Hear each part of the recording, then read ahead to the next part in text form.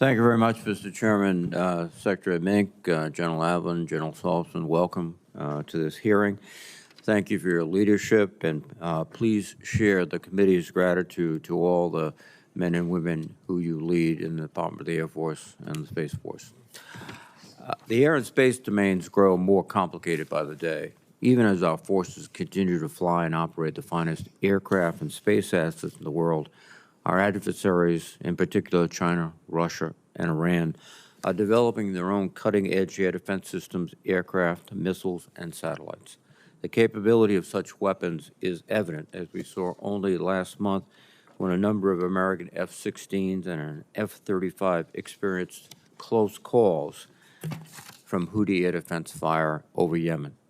Additionally, just 1 year ago, Iran launched a large-scale attack against Israel, and many feared significant destruction. However, dozens of American F-15 fighters intercepted more than 70 drones and missiles, and Israeli and U.S. Navy air defense systems shot down hundreds more. The U.S. Space Force provided critical intelligence, surveillance, and reconnaissance information, as well as command and control capabilities. 99% of Iran's missiles were shot down, a strong demonstration of America's air and space-based kill chain. Despite these formidable capabilities, however, the Department of the Air Force will need to quickly evolve its technologies to keep pace with and outstrip our rivals. To that end, the committee looks forward to receiving and reviewing the President's defense budget request for fiscal year 2026. I urge the White House to deliver that as soon as possible. Secretary Mink, the Air Force has spent the past several years modernizing a number of capabilities, including the Bomber Force, the Ground-Based Intercontinental Ballistic Missile Force, the Advanced Battle Management System Program, and several unmanned aircraft systems. But modernization can only be successful if the Air Force appropriately balances its legacy platforms against new priorities, including uncrewed systems. Secretary Mink, I would ask for an update on how you are addressing this challenge.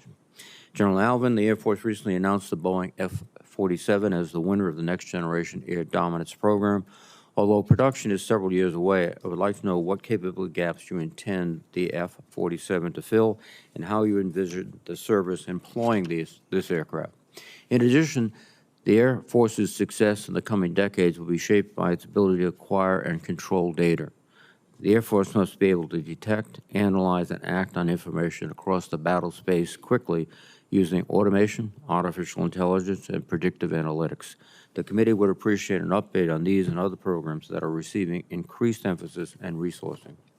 General Saltzman, Congress established the Space Force in order to consolidate the numerous space activities in the Department of Defense. Given that the Space Force is only 5 years old, I understand it is still becoming institutionalized within the department, and there are many challenges in that process. I would like to know how you are growing the service in terms of personnel and structures like the Space Development Agency, and how you are working to foster a service culture that can succeed in the dramatically evolving space environment. Finally, the President has directed the Department of Defense to develop a so-called Golden Dome to defend the U.S. homeland against missile threats. So far, details for this initiative have been scarce, but I understand the concept will rely heavily on space-based detection and warning systems. I would ask each of you, our witnesses, to explain your respective roles in the Golden Dome program and how you plan to shift resources to accommodate it. Secretary Mink, General Alvin, and General Saltzman, thank you again for appearing today, and I look forward to your testimony. Thank you. Gentlemen, the three of you have submitted written testimony